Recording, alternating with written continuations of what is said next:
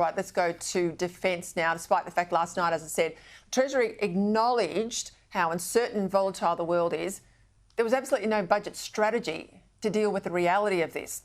Labor has kept on saying that they've got a funding trajectory increase for defence. No, they haven't.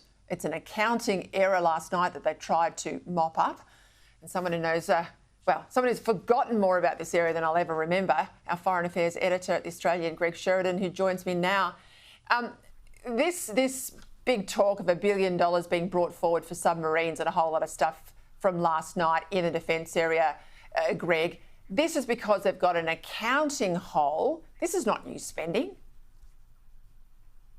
No, Peter, it's wonderful to be back with you after I've been slacking off on holidays. But no, look, the Albanese government is a shocking, comprehensive failure on every aspect of national security. In the life of the Albanese government spending has gone up by another 3% of the Australian economy. It used to be 24% of the economy, it's now 27% of the economy. When they got into office, defence spending was 2%. 3 years later, it's still 2% of GDP. As a percentage of government spending, it's declining. They've embraced the nuclear submarine program, but that means they're going to spend a huge amount of money on nuclear submarines, but they've kept the budget static. There have been tiny real increases, but so small as to be infinitesimal. Also, during the last 10 years, there's been a big burst of inflation. Defence is not compensated for inflation, so the purchasing power of our defence dollar now is much less than it was even, 5 or 6 years ago. And all while they tell us that these are the most dangerous strategic circumstances in our history. And to rattle off a couple of other things, Albanese promised he'd have a strategic fleet, merchant fleet of at least 12 vessels that we could call on in emergencies. He's added exactly 0. The size of the merchant fleet has declined. There's a plan to get 3 at some point. We've done nothing about fuel storage. It's just been, all hat and no cattle from this government.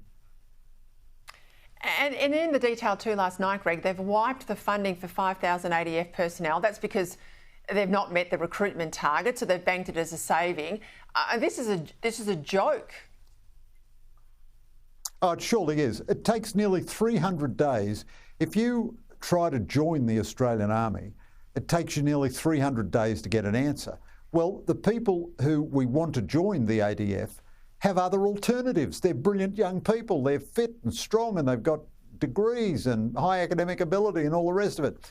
Now, this is insane, but it's been like this for years and years and years. The government claims it's improved a little bit. They've wiped 20 days or something off the recruit. Why does it take 300 days? It took the Australian half an hour to make the mistake of hiring me 41 years ago. And we've got about 10,000 fewer people in uniform than we had when our population was half the size it is today.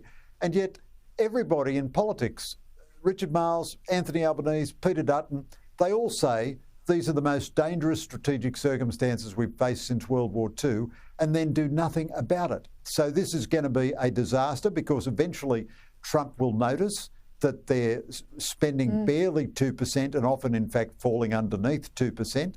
And he'll say, well, why should Americans guarantee Australian security when they won't do anything for themselves? Meanwhile, the Chinese it is fair enough. The Chinese circumnavigate Australia. Their one leading warship had 116 or whatever it was vertical launch cells on it. Our poor old Anzac frigates, who were trying to shatter them, have 16 each. And these ludicrous Hunter frigates that we're building, costing $9 billion each and taking longer to build than a nuclear submarine, when they arrive, they'll have 32 vertical launch cells each. So you'd need to take all 3 Hunter frigates to confront just one Chinese ship.